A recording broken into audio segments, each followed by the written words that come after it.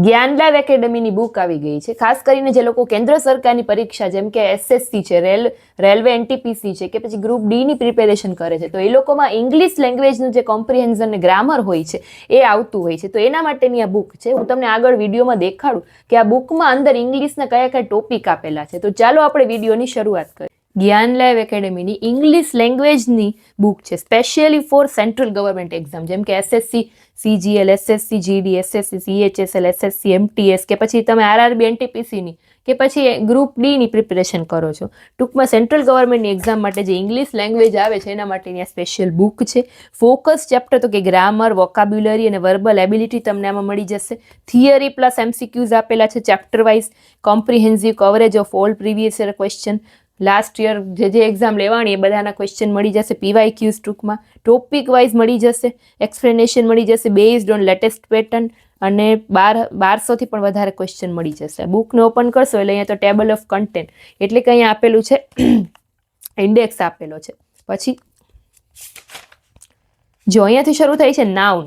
Noun કોને કહેવાય, types of noun શું છે, બરાબર, ઇમ્પોર્ટન્ટ રૂલ એન્ડ એક્સેપ્શન શું છે, બધું અહીંયા નાઉન વિશેનું આપેલું છે.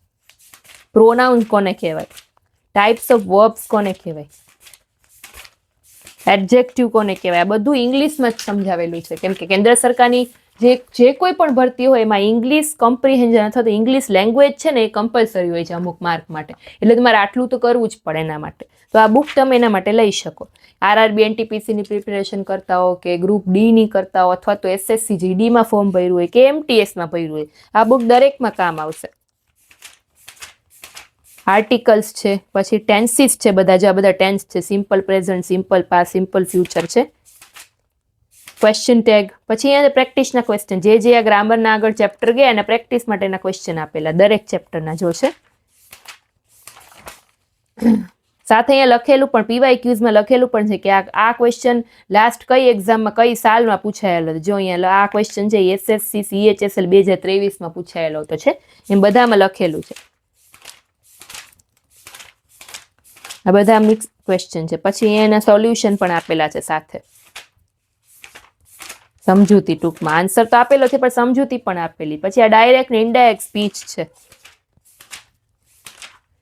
પછી એના પ્રેક્ટિસના ક્વેશ્ચન છે, ટૂંકમાં PYQs છે.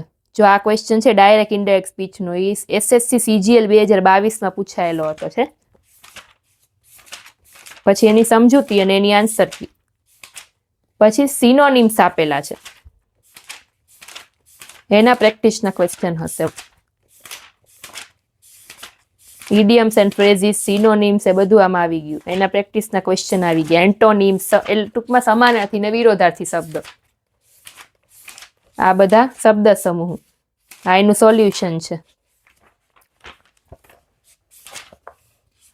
પછી રીડિંગ કોમ્પ્રિહેન્ઝન છે આજે, એટલે કે ફકરામાંથી તમારે જે જવાબ દેવાના હોય એ ઇંગ્લિશનું રીડિંગ કોમ્પ્રિહેન્ઝન છે, તો એ પણ આપેલા છે. અને આ એના પ્રેક્ટિસ ક્વેશ્ચન છે. રીડિંગ કોમ્પ્રિહેન્ઝનના PYQs છે. ટોટલ પેજની જે વાત કરું તો 211 પેજની આ નાનકડી એવી બુક છે. અને પરચેસ કરવા માટે જ્ઞાન લાઈવ એપ્લિકેશન ડાઉનલોડ કરજો અથવા તો કોન્ટેક્ટ નંબર આપેલા છે એના ઉપર કોલ કરીને પણ તમે આ બુક મેળવી શકો છો. તો ફટાફટથી જે લોકો નવા છે લોકો ચેનલ સબસ્ક્રાઈબ કરી લેજો. અને ફરી પાછા આપણે કોઈ નવી બુકના રિવ્યૂ સાથે મળીશું. ત્યાં સુધી બાય બાય, થેન્ક યુ.